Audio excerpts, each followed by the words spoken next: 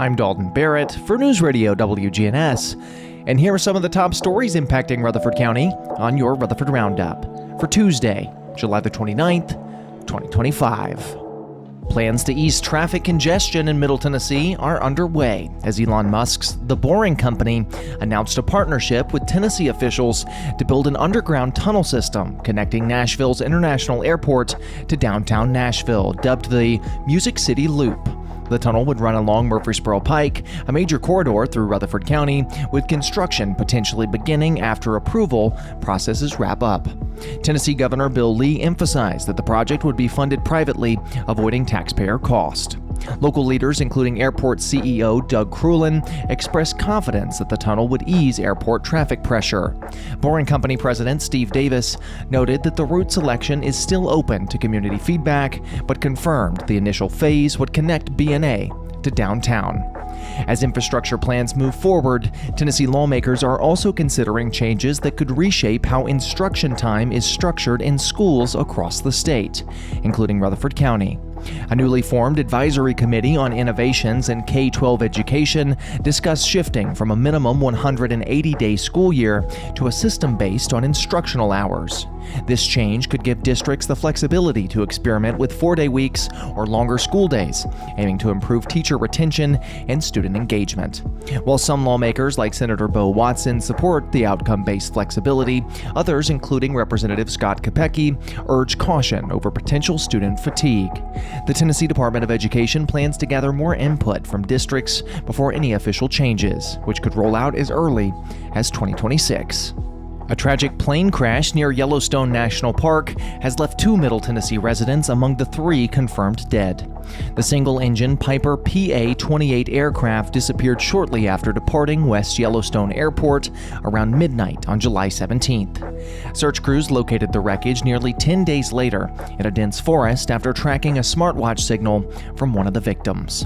Among those killed was 23-year-old Madison Faith Coverter, an aspiring pilot from Middle Tennessee, remembered for her ambition and multiple jobs, including Zoomies, Chili's, and Tractor Supply Company. Her father, Rodney Coverter, age 60, a Southwest Airlines pilot, also perished. The cause of the crash is still under investigation by the FAA, though initial reports confirmed the aircraft went down shortly after takeoff under uncertain circumstances. The plane was registered by Gregory K. Hendricks of Linden, Utah. Meanwhile, in Tennessee's academic sector, Senator Marsha Blackburn has launched a probe into 3 of the state's largest universities, alleging they continue to support diversity, equity, and inclusion, or DEI practices, despite President Trump's executive order to end them. Blackburn claims to have obtained leaked video footage of university employees discussing efforts to rename or obscure DEI programs. The University of Tennessee at Knoxville, Vanderbilt University, and Belmont University are under scrutiny, with federal funding potentially at risk. The move has sparked heated reactions across the state, including from UT alumni Valerie Victor, who criticized the senator's priorities. Others, however, have voiced strong support for Blackburn's initiatives. 2 people have been arrested following the discovery of an illegal gambling operation in Murfreesboro. On Thursday, July 24th, officers with the Murfreesboro Police Department Special Investigations Section, or SIS, executed a search warrant at a business on West Burton Street after receiving complaints about suspicious activity. The windows and doors of the business had been blacked out, raising concerns among local residents. Inside, detectives uncovered what they described as a full-scale illegal casino. Gambling machines and related equipment were seized, while one customer and several employees were questioned and released. Arrested at the scene were 37-year-old Diego Gonzalez and 24-year-old Daniela Vargas, both facing felony charges of aggravated gambling promotion and possession of gambling devices. The investigation remains active as law enforcement seeks to identify other potential gambling sites in the city. Meanwhile, the city of Murfreesboro is undergoing a shift in its aviation landscape as Middle Tennessee State University's Aerospace Department relocates to Shelbyville. This transition is expected to reduce congestion at Murfreesboro Municipal Airport, opening new possibilities for general aviation and business traffic in Rutherford County.